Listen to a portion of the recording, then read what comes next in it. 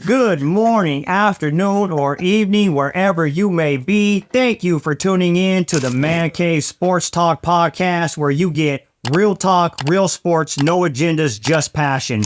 I'm your boy, the Sactown Packhound, with my co-host, Tim the Packer Hill. And without further ado, let's go!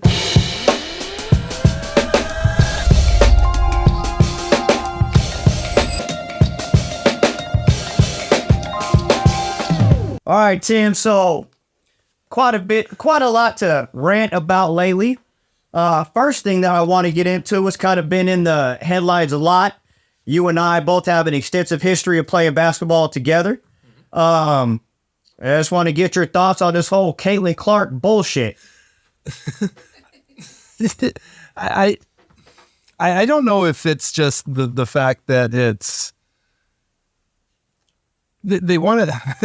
A lot of the news outlets have called this a racial thing, with the uppity white girl coming in and taking storm to an NBA or WNBA where, I mean, it's 90% black, give or take. But I have most of the issues with Angel Reese and her shit. Her whole attitude and the fact that she's got less money in her shoe deal. Significantly less. Correct. She almost signed with Reebok, signed with Nike. Correct. And that's the thing is, Caitlin Clark brought in all of the good stuff that she did from college. And she was the headliner. She was the star.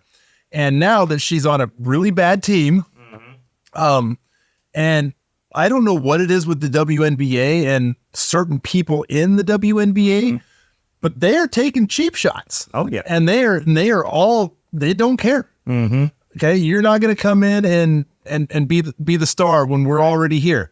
Right. Well, that's the shit that happens. Yep. Okay, you guys. Okay, it's just like golf. Okay, golf was shit until Tiger Woods showed up with all of his. The only time I ever wanted to watch golf. Correct. 97, he shows up. Well, technically 96, 95, but 97, he actually was here. Okay, he shows up, he brings all the sponsors, he brings all the people in, he brings all the money in. Now, everybody takes advantage of it. Okay, we haven't gotten to that part in the NBA yet. Right. But more eyes are on the NBA now. Right. Okay, and it's because of her. It's not because of Angel Reese. It's not because of Cardona. It's not because of the rest of that draft class. It is because of her. Okay, white, black, green, blue, yellow, I don't care. Right. She brings all of her accolades, and she's now bringing everything in. They will all benefit from it at one time, but they're little pissy bitches right now and taking it out on her. Okay, don't kill the cash cow. Okay, don't shoot the messenger. Right. Okay, I have an issue with Angel Reese specifically because she's a clown. She is a whining, sniveling little baby clown. And everything that I hear in the news or tweets or what have you is just taking shots at, well, I was in the draft class too, but I was doing this. I've got a ring. Nobody cares. Okay. You're not the star of this class. Caitlin's the star. Okay. And she's being treated like a government mule on the court right now. So, but, and that's my rant. All right, I'm going to go on my rant because I got quite a bit to fucking say about this. So anybody that knows me knows how I feel about the whole race thing. I don't like it. My wife is black. I have 6 kids who are all black and white. What pisses me off right now is that everybody has been crying for years about the WNBA not getting exposure, like you said, WNBA not getting their revenue, all this other shit. Fact of the matter is, NBA has funded the WNBA since its inception. The WNBA has lost money every single year since its inception. They are getting paid significantly less because they're not bringing in revenue. Correct. Now you finally have a player, and like you said, there are several good players. Cardoso, very good player. Angel Reese, as far as a player, good player. Cameron Brink, really good player. There's a lot of good players in the league.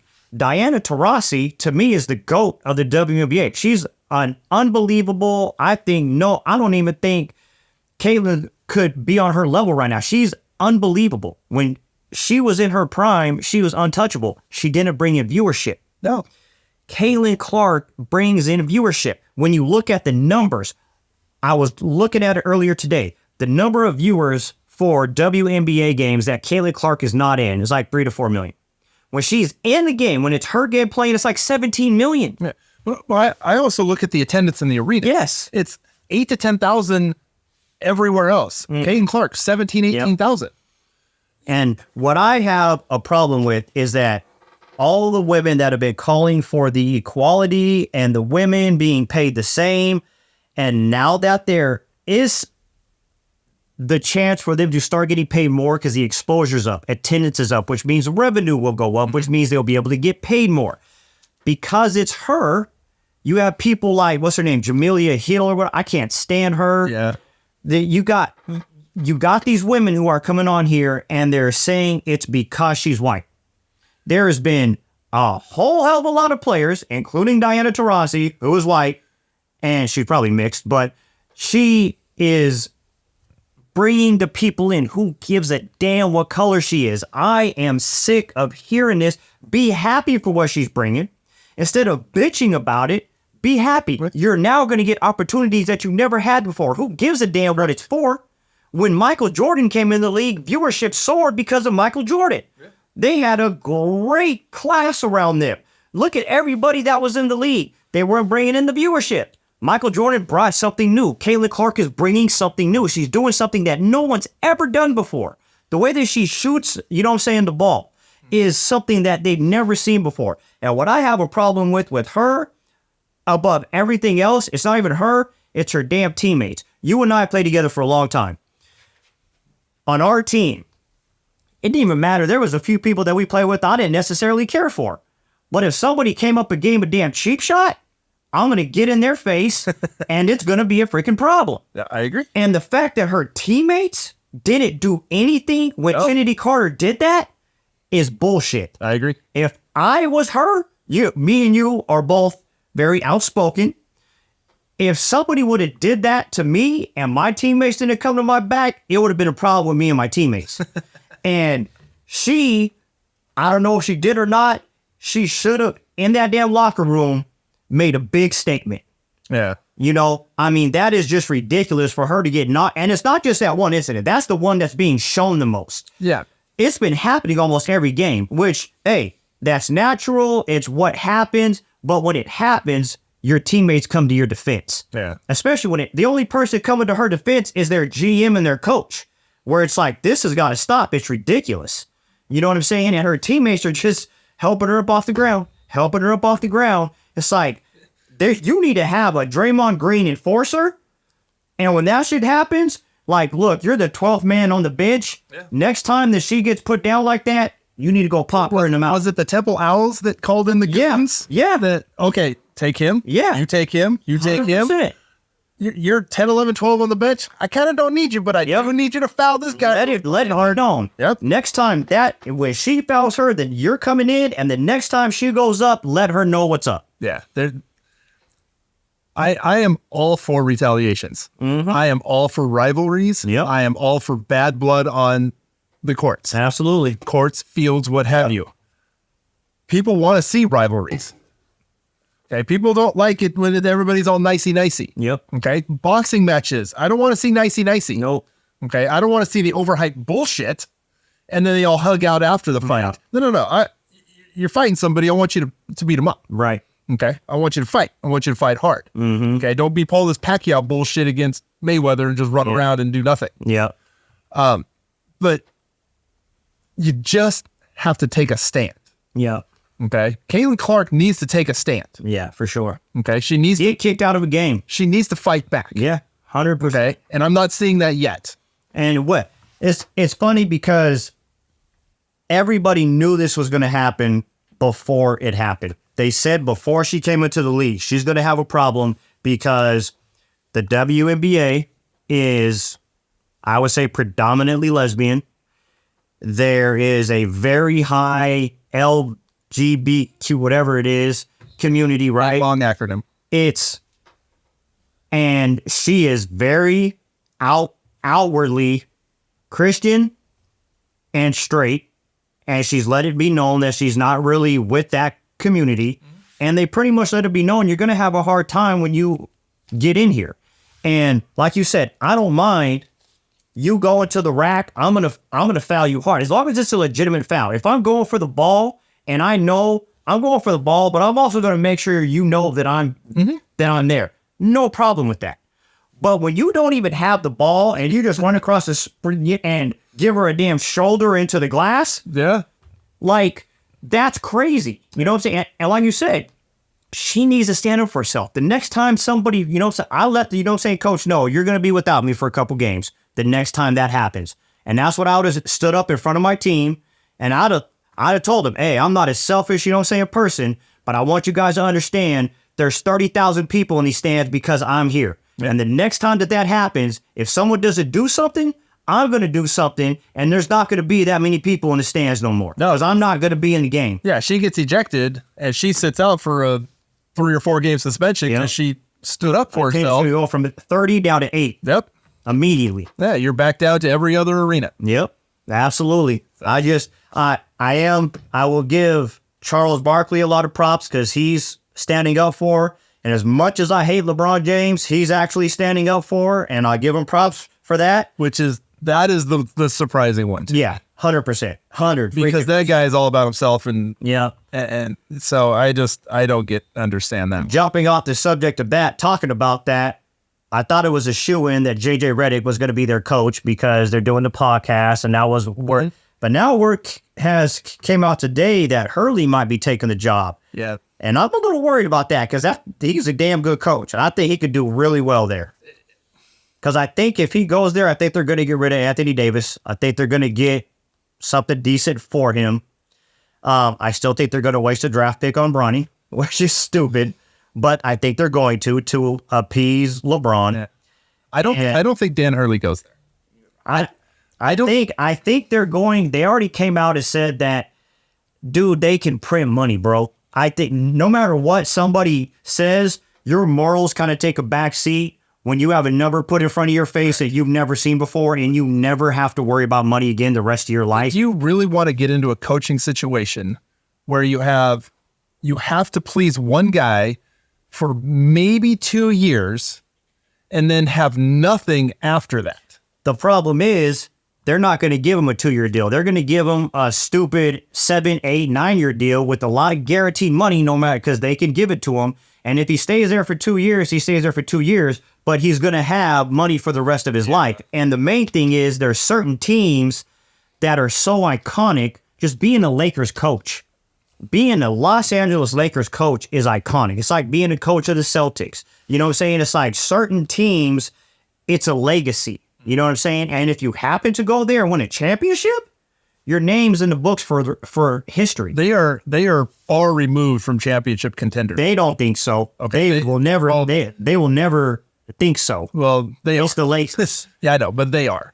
They're behind the Clippers. Oh, and the Clippers are a train wreck. But at the same time, like I said, Anthony Davis still holds enough clout to where if they trade him, they can get a lot for him. And if you get the right pieces in there, who knows what could happen? Who knows what they can get, what kind of deals they can work out. Like I said, when you got the revenue that they have and they have the ability to spend, like it's just like the freaking Yankees. They go out every freaking year, and I'm like, how in the hell did they sign this guy? Baseball's a little different because they don't have the salary cap issues. They can just go spend all that they want. And that's why you always have the Yankees and the Red Sox and the Dodgers. But there's also a lot of people a lot smarter than you and me that are able to work those numbers around, and we're gonna load this up front where you're gonna get out of your $25 million, you're gonna get 18 of it as a signing bonus. Yeah, you're only this much against the cap. It's stupid. Yeah, I don't understand the restructuring of contracts and how that all materializes in the actual full salary cap. Right. And what the clubs get hit by, or the luxury tax and all that bullshit. Right. I'm not in that position. I really wish I was, though, because that would be awesome to know. Yeah, for sure. But it would be fun to be able to work with those numbers and do all that. Yeah. I don't know it. Yeah. I have no clue. But, I mean, you hear the restructuring of deals, and you got the upfront money, and then the backloaded contracts, and the... All right, let's move on to what's happening right now it's about to tip off. NBA Finals. I think it's going to be a really, really good final.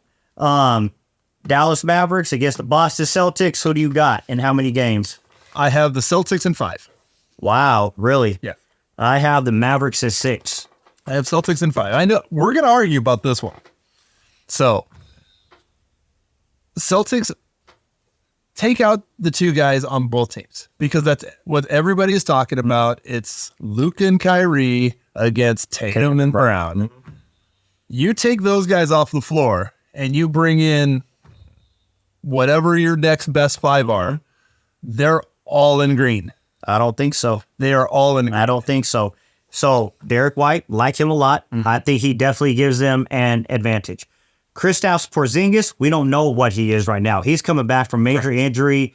Now, if he's 100% healthy, which he's not, but if he is, yeah, he's a freaking problem. He's probably pretty close. Yeah. Because they sat him out the entire series just because of this. Al Horford, I think he's down a big notch. I don't think he's nearly what he was. He could play some vital role in limited amount of minutes. I don't think he's that much of a threat anymore. You look on the other side. Oh, you forgot one big piece over here. Who's that? Holiday. Holiday's really good. Holiday's really good. The one guy that actually could be MVP of this series. No, he's not good now. He's not gonna be MVP. I'm telling you, he won't get enough opportunities. There's between Brown, Tatum, and White and Porzingis, he's not gonna have. Just remember, Brown got MVP of the championship series. Okay, and Holiday wasn't too far back of that. Right. Okay. So let me tell you what I think about the Mavericks. So, like I said, Derek White, I think there's a huge advantage there.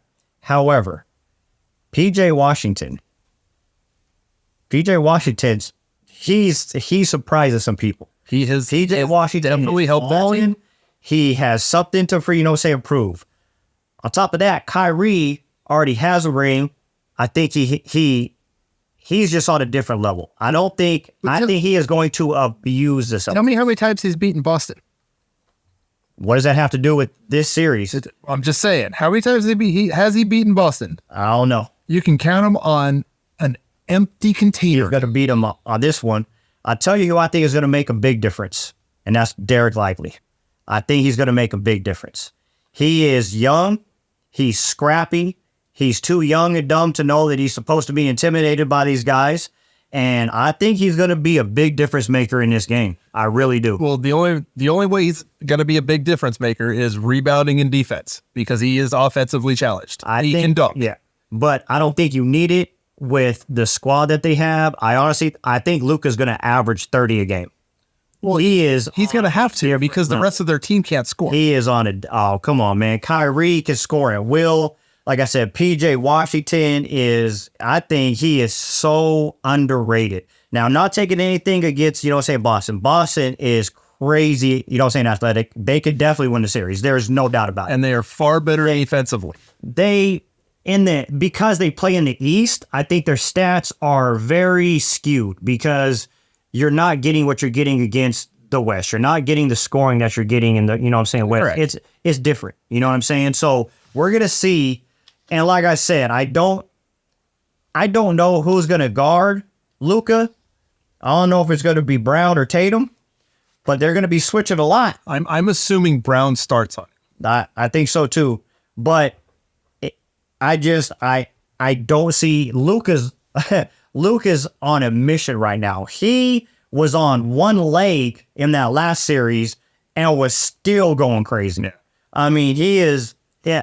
Well, I just want it to be a good series. In that last series, Minnesota Timberwolves they didn't know what to do. It was Anthony Edwards.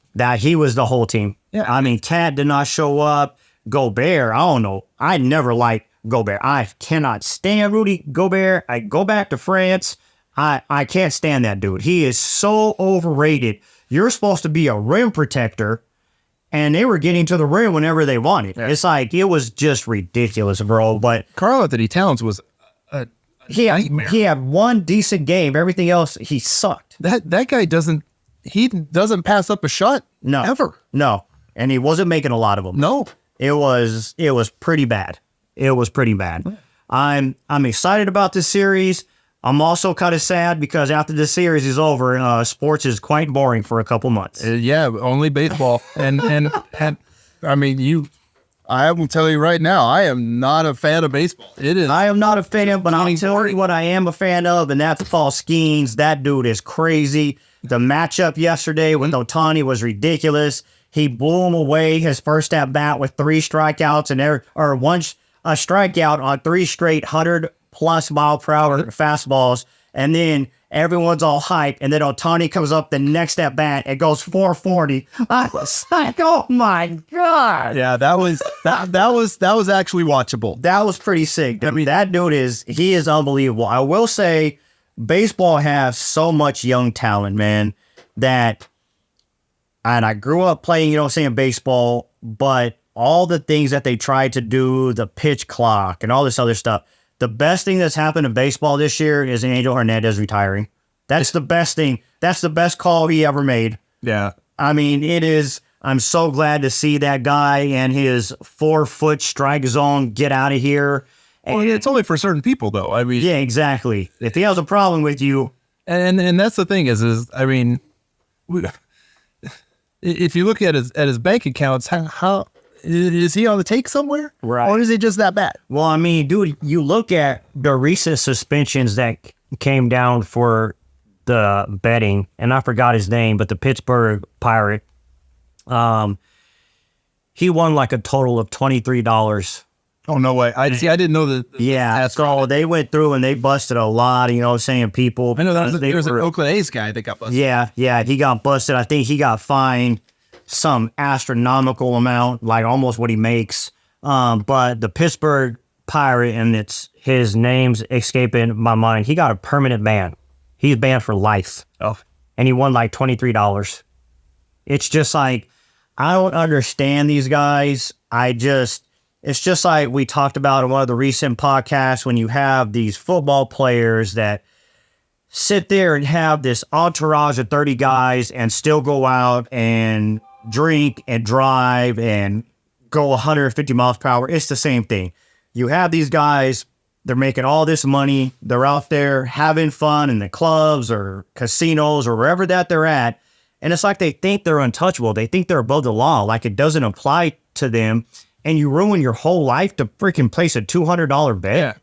I think every team needs to look at, say, the Los Angeles Rams, and with McVay having his own get back guy, if you know the guy that on the field, tell him get off the field. Yeah, he's literally in his hip pocket, and when McVay gets too close to the field, he like pulls his ass back. Every player needs one of those guys to keep the stupid out of the group. Well, it's funny, and it's funny because my wife and I were talking about something similar to this. If they were your real friends, they would be telling you that. You shouldn't have to have a guy. That's how you know that all these people are just leeches and they're trying to feed off you, because I'm in a situation right now I'm doing something, I can't really speak on it yet, but starting a new business, and there's some things that my partner and I are not seeing eye to eye on.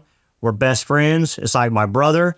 And we were just talking about it earlier. There's a couple, things where my wife was like, I don't think that you could tell him that. And I'm like, not that. I'm telling him. She's like, man, you really are a good friend, because it's hard. It's really hard when they're going to get mad at you or they're going to feel like you're hating on them or something. But a real friend is going to tell you their real opinion. They're not going to sit there and tell you what you want to hear all the time. That's being fake. You know what I'm saying? And if these athletes had true friends around them that cared about them, they'd be telling them, hey, what the fuck are you doing, bro? Terry, stop shooting the ball, man. Hey, pass the ball. Hey, never that. That being outrageous. But yeah, I mean, it's about to be real boring. So hopefully some exciting stuff happens. We are going to have a whole lot of fantasy football draft stuff coming up, so pay attention to that. We're going to be doing a lot of fantasy football drafts. Tim and I are very I guess you would say, obsessed with fantasy football. I'm in a lot of leagues. I've been in the same league for, I think it's 21 or 22 years. You've been in it for, what, 13, 14 years? Yeah. Something like that. Dominated the last 7 or 8 or so. I don't win it all the time, but I'm always one you got to deal with. And so there will be a lot of fantasy football focus coming up. So something that you actually brought up before we got on air that I had not heard about is something very interesting. I'll let you tell it, but it's about the one of the international games this year. Yeah, there was a spot. I don't know if it's 100% correct or not, but I did read something on Facebook. Yeah, there's a lot of trolls and bullshit that's out there, but it came from what would be a reputable source, that the Green Bay Philadelphia game that is going to be in Brazil, I guess there's a issue with gangs in the Brazilian area where they're going to be playing the game, and the color green. They have asked, according to the source, I don't know if it's true or not, but they have asked the teams not wear green out and about. So the two teams whose primary colors are green. Are green, yes. Don't wear green. Don't wear green. Hella smart on the NFL's part to schedule those two to play in Brazil. Yeah, I don't know. I'm really hoping this is just fake news. Well, I mean, Brazil has a lot of gangs. It's pretty violent. But I mean, even their soccer teams are green.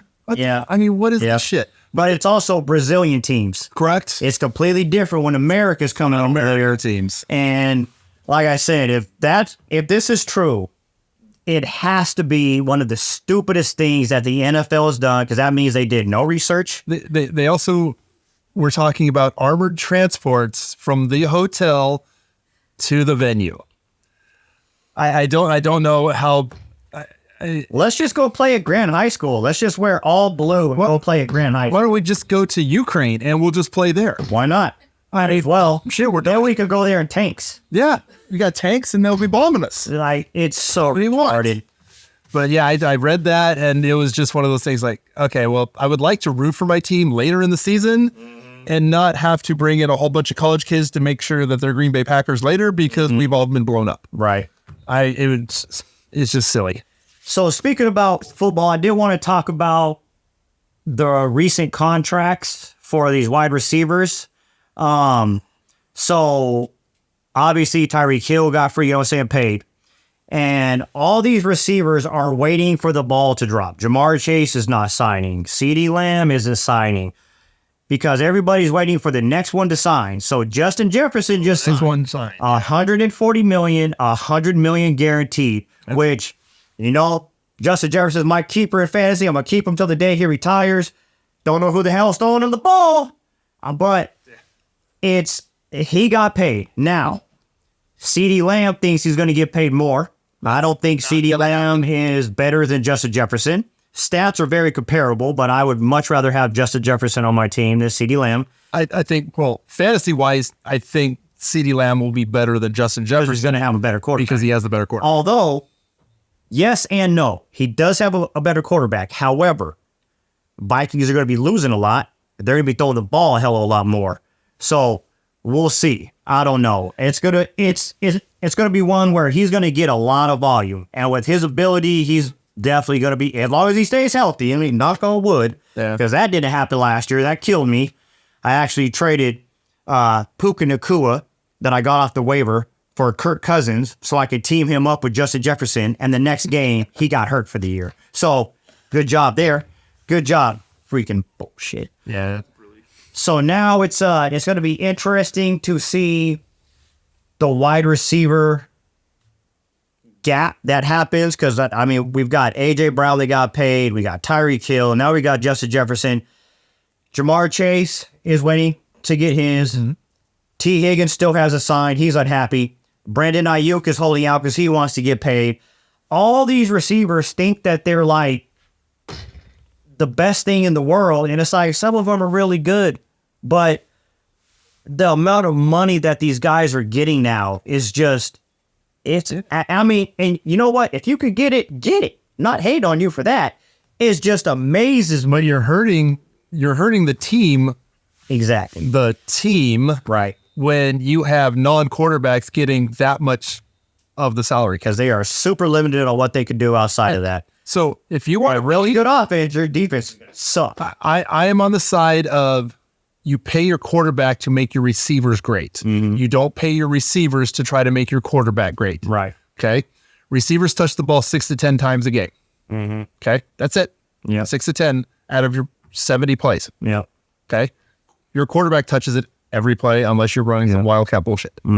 Okay. Or you got the punter on the field too many times. I do think it's funny that running backs are doing everything they can to get paid, and they're not getting paid. And Christian McCaffrey's deal wasn't even up, and they gave him an extra extension. They're like, we're just going to give you 15 a year. Thank you. Well, running backs are a dime a dozen. And I hate to say it because I know there's a lot of great running backs that do a lot of things for their team. Not like it was back in the day with primary backs. Christian McCaffrey's like one of the only ones. And now it's like, that's why fantasy, if you're playing fantasy this year, do not draft a running back in the first 2 or 3 rounds unless you're drafting McCaffrey. Other than that, don't do it. Yeah, it's the dual threat running backs. Okay, the ones that are going to be on the field on the third downs, Right. Because they can catch the ball out of the backfield and be there for first and second. Absolutely. Okay, if you can find those guys early on, okay, and there's literally like 3, maybe 4. Yep. I mean, you got Bijan Robinson, which I think will be really good in Atlanta. Oh, dude, that is. Aaron Jones in Minnesota, believe it or not, he will have to do a lot. Atlanta is going to be the comeback team of the year. I think they are going to be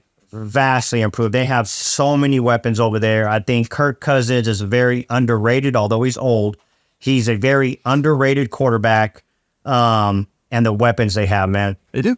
Drake London, Kyle Pitts, Bijan Robinson. I mean, they have a top 5 player at every skill position. Well, I mean, we don't know much about Drake London.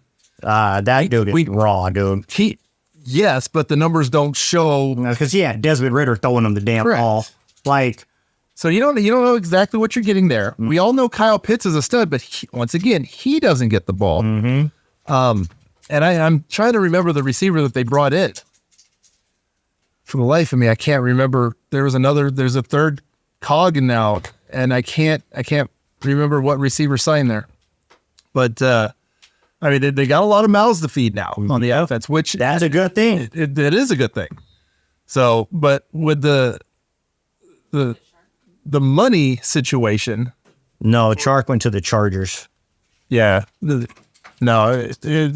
way better than Chark. Well, I just can't remember who signed there. But the fact that the receivers are making all this money is just, it's going to hurt your club in the long run. Oh, for sure. So that's my take. You pay your quarterback to make your team better. You pay your receivers.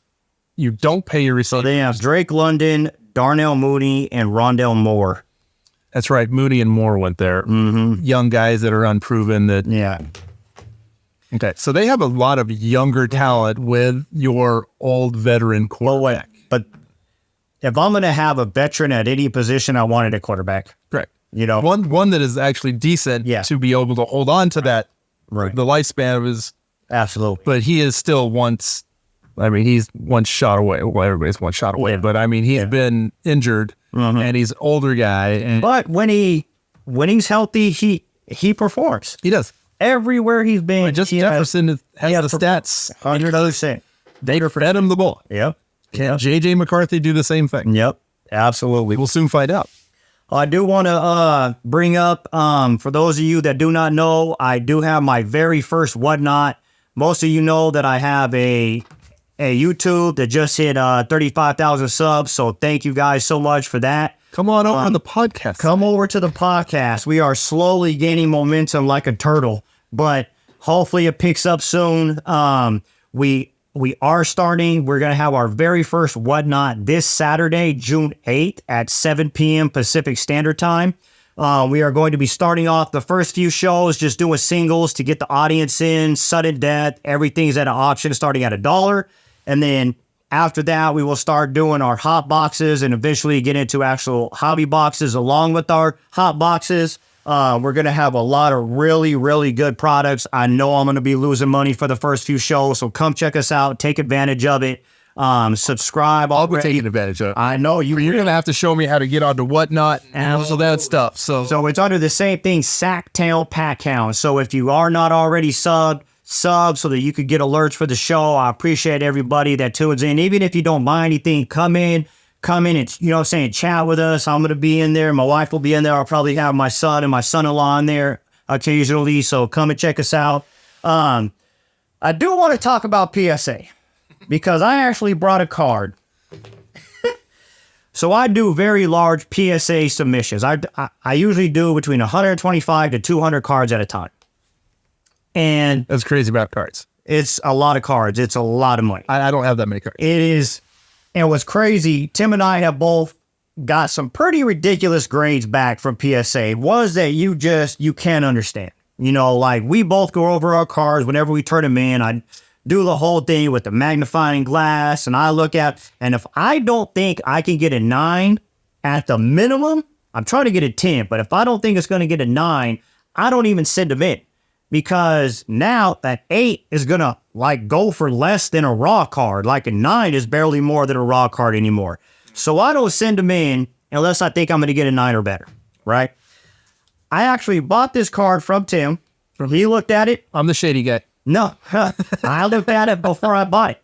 Looked really good. There's one little corner here in the back.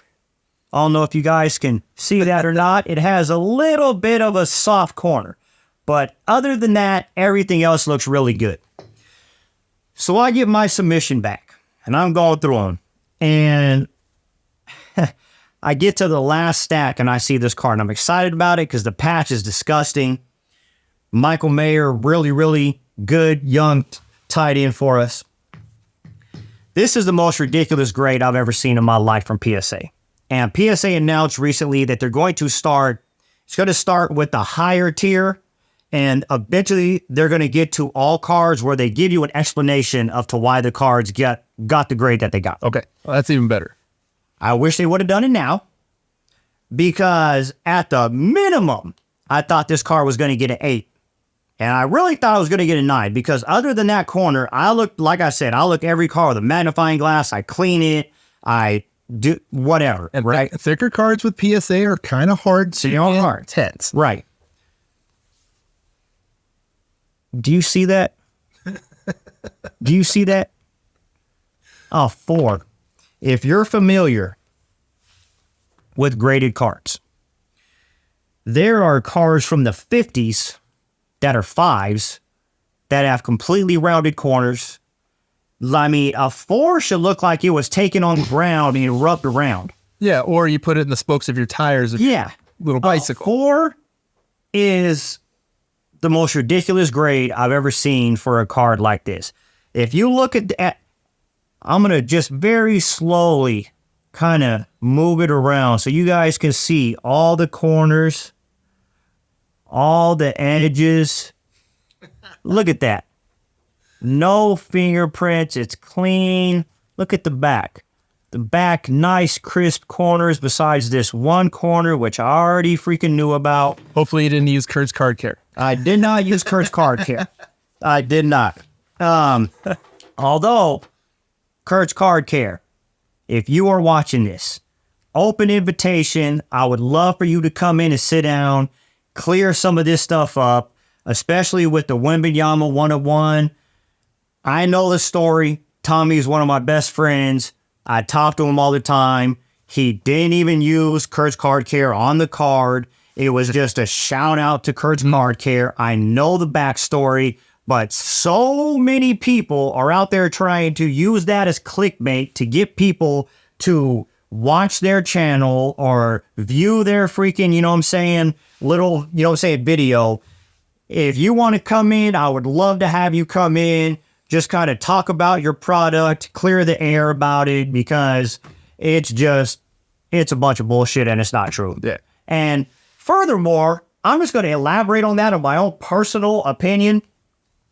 If you can buy a box of cards for $1,000 and they don't give a damn how they ship them, and you get these cards, and most of the time they're crap anyway, you get $1,000 box with 7 people in it, and you get your freaking auto as a damn offensive lineman. Thanks for the $10 card. Appreciate that.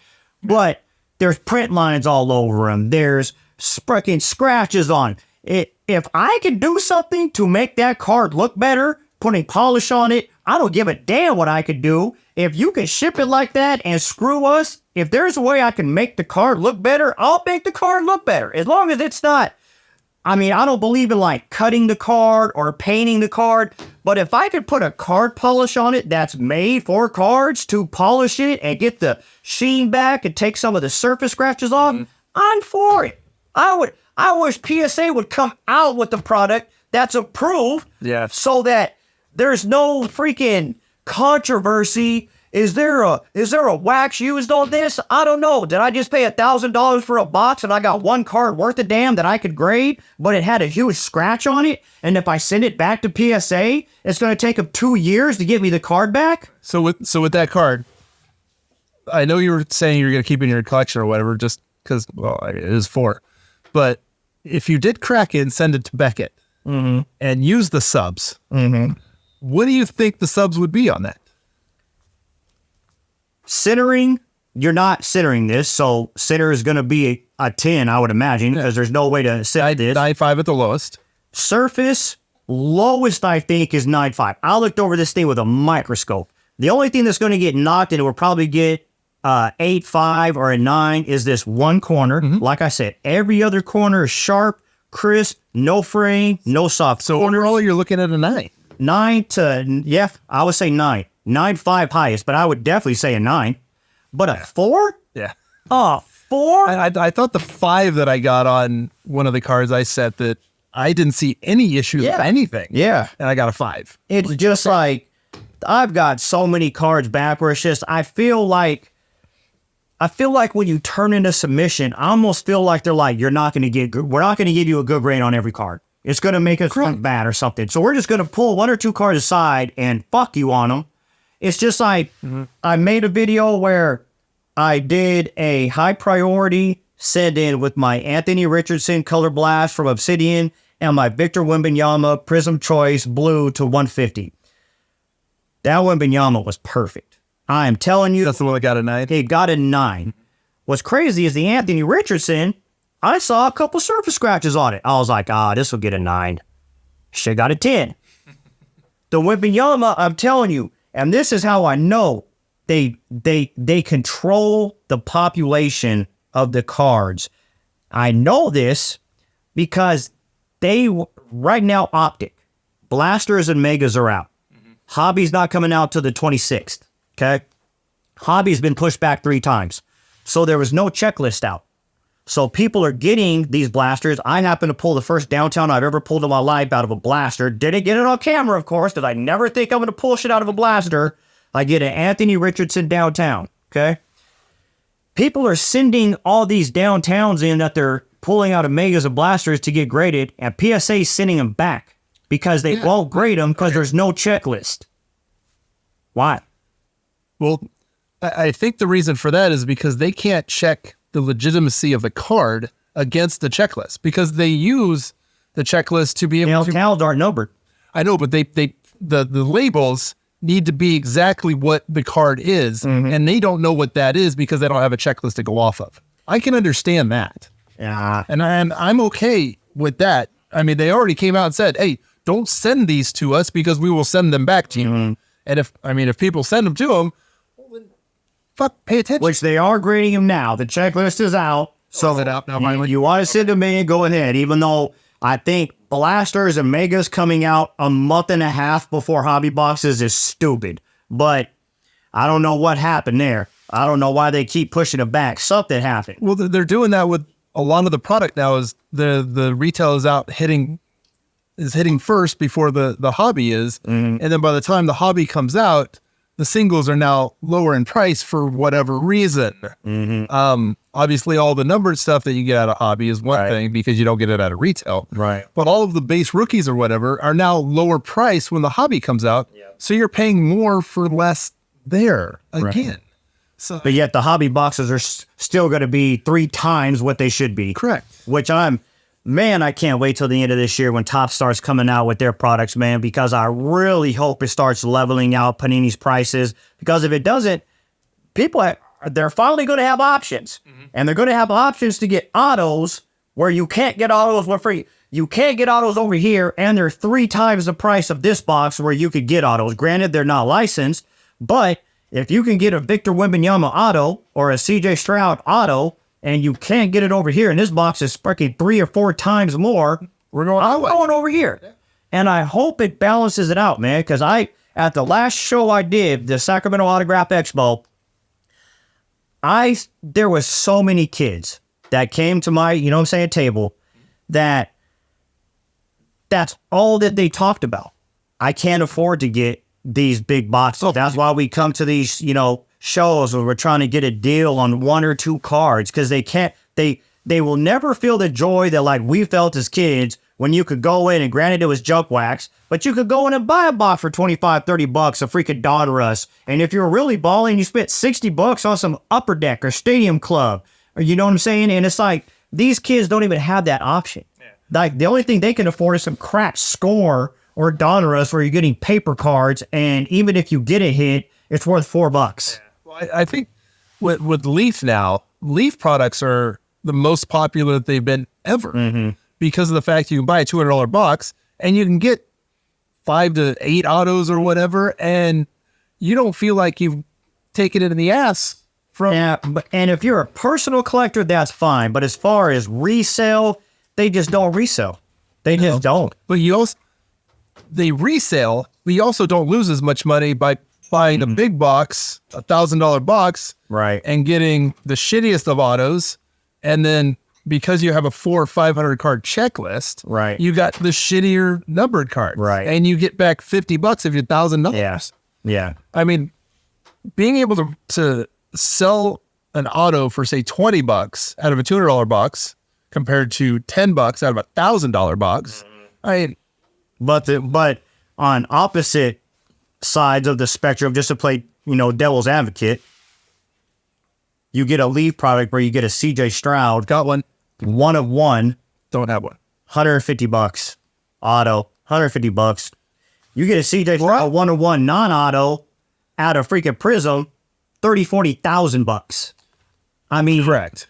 I mean, it's such a greater odd of, if you're just collecting and you're young, 100%, I love Leaf. I think Leaf is an amazing product. I think their card, I have never turned in a Leaf card that got less than a 9, ever. Okay, so you have graded Leaf. Oh, I've graded a ton of Leaf. Okay. I love Leaf. It's just they don't resell as much, but like you said, you can invest $200 in a box and you're going to get 7 or 8 freaking autos, and you get 1 card. Like when I was buying a lot of Leaf, it was 21 when it was Trevor Lawrence and Fields, and it was just a great quarterback draft class, which this year is going to be the same thing. Well, it's no longer a great quarterback. Well, we don't know yet, but no, I don't think so either. But I do think it's funny that everyone's all hyped up on Caleb Williams. And that dude has been throwing more picks than interceptions in freaking in 7-on-7. And 7-on-7, it's not even a full freaking scrimmage. Nope. 7-on-7s. You don't even have the blitz. Exactly. And you're throwing more picks than you are freaking completion. So I've been saying. Oh, but we get to watch him on Hard Knocks. Yeah. You can watch full on the implosion of that drama queen. I can't wait.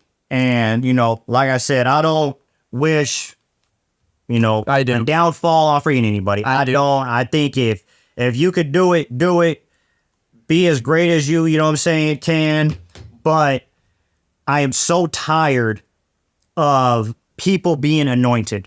I'm just so tired of it. I said the same thing about freaking Trevor Lawrence. Trevor Lawrence was, before he threw a pass in the NFL, and he might still be great. Right now, to me, he's a little bit better than average quarterback. But he was anointed as the next great one before he threw a pass. And it's the same thing with Caleb Williams. Before he comes in the league, he's being compared to Patrick Mahomes? Yeah, but come on. At least Trevor Lawrence didn't come in with a baggage that this douchebag. Yeah, but I don't care who it is. I don't care who it is. Stop anointing these players. I understand there's got to be hype before the draft. I get the that. number 1 quarterback is always going to be anointed as the next thing, the next best quarterback. The draft is always the number one guy. When has the last number one quarterback actually been the one? Let's look at some of the greatest quarterbacks of all time. Patrick Mahomes. Number 10. Tom Brady, the GOAT. 199. 199, around 6. Like, you look at these guys, Aaron Rodgers. Number 25. Like, it's just so few quarterbacks that are expected to be so great pan out. And I keep saying this. All these quarterbacks are playing in these college systems where they no longer are there for 4 years to really freaking develop. They're there for a year or two. College is made to score points. They don't give a damn about defense. Defenses suck, except for an exception of one or two schools. And they have these ridiculous yards, and the majority of them, Jamarcus Russell's a perfect, example. College career was not great. Their whole draft stock is based off of one bowl game. They have a really good bowl game, and now they're the next thing. And their combine stats. I'm so tired. I can bench press this, or I can run the 3-cone drill in this. I can run a 4.640 in track shorts and no pads on a turf field. Or your pro day. Okay, well, we're just going to throw 50-yard bombs. And then when nobody rushing you. Correct. And you have all the time in the world, and it's people that you're familiar with, that you've been playing with forever. I'm so tired of the combat. That's why I would, as a diehard of a Raiders fan as I am, I will say we had to be the freaking dumbest drafting team in the history of the league for like 20 years, because I could tell you who we were going to draft every year, who ran the fastest 40. There you go. That's who we were going to draft. Darius Hayward, every time. It's like, oh my God, you pass over all these. Like, we could have had Adrian Peterson. We could have had Calvin Johnson, Aaron Rodgers. We could have had so many Hall of Famers, but instead we get nobodies because they're held fast. Yeah. Yeah. I don't put stock in a lot of the combine numbers. I mean, you can get a lot of your stuff on tape. Yeah. Okay. Yes, the combine numbers do help. They want to see how fast you are. Right. Or how tall you are, how you can jump. Being a receiver, height, jumping ability, speed, all matter. Mm-hmm. Okay. And you figure that out in the combine. Well, put them in pads then. Yeah. How high you could jump in track shoes and spandex is not the same as what you can jump shoulder pads and helmet. You get full pads and a helmet. Shoulder pads and helmets. And you can wear your shorts, whatever. Yeah. Pads and helmets. Mm-hmm. And then run through their drills. Right. Okay. Well, do things that you're supposed to do on the field in the combine. Yeah. But obviously there's probably a whole lot of issues with player safety and all that bullshit that they got to go through, because God forbid they get hurt at the combine. It's just money. It's just another way for ESPN to show something else on their freaking network for 3 or 4 days, 5 days, and have all this viewership tune in and have 150 analysts come in and give their opinion, and then dumbasses like me and you sit there and watch it, and then take that stock into our fantasy drafts. And we're part of the problem, Tim. Well, yeah, it does. It gets into the 100%, especially in the dynasty drafts where you have mainly rookies that you're dealing with. Hey, speaking of the draft, you guys do not know him, but my good buddy Tim's good buddy here, been giving him so much shit because he still has no idea who the rookies are, where they got drafted, what player, what teams. Did he ever? He won last year. You know how disgusting that makes me? When your team doesn't get hurt, you can win fantasy. His team, by week 4, is 3/4 different than it was when he drafted. It's like every season, I'm like, this freaking guy, oh my God. I gotta tell you, it's when you match up with the team you're playing. It's all about matchup. Yeah. Dude, last year, you could go back and look at the freaking stats. I missed the playoffs by 1 game. I lost my last game of the season to freaking my buddy Tommy, who had not won a game all season. He was 0-15, 0-16, whatever. That's right. You were the one that lost to him. I lost to him in the last game of the season because half my team got hurt. If you go look at the stats, had I won that game, I would have won the championship. I would have beat anybody I played the next 3 weeks. Leading up to there, I was on the coldest streak. I had like 4 weeks where, dude, I was averaging like 120, 125 a game. Then for like the last 4 weeks, I was like 75, 80 point. It's all about match. It is. It's who you match up. How many times in our touchdown only league will you would have beat anybody in the league except the one person you play? Yeah. It's so ridiculous. And I'll tell you, me and your wife go at it every time I play her, and it's normally 50 points win games in that league. We're 80, 90 most of the time. I'll tell you, the biggest rivalry in our household is Devontae and you, because Devontae just told us yesterday he doesn't give a damn if he goes 2 and 15, as long as it's 2 or it's you. That's all he cares about. All right, well, I'm going to beat that ass. That's not a problem. Oh, my. And I will make fun of him still keeping fucking Anthony Richardson. Absolutely. Absolutely. All right. So with that being said, you guys, we appreciate you guys tuning in. Please don't forget to hit that subscribe. We got to get some more viewers in here. We need you guys to comment. Let us know what you guys want us to talk about. We will start having guests in here soon. I'll promise you on that. But other than that, let us know what you guys want us to talk about, especially now because the end of the basketball season is coming up and it's going to be dry for a while. So unless you want us to just rant, let us know what you guys want us to talk about. And I can't talk about Bullock because you guys don't know him. So no, absolutely not. So with that being said, you guys ain't got to go home, but you got to get the hell out of here. Cheers. Cheers. 102-degree weather. Going home and going swimming.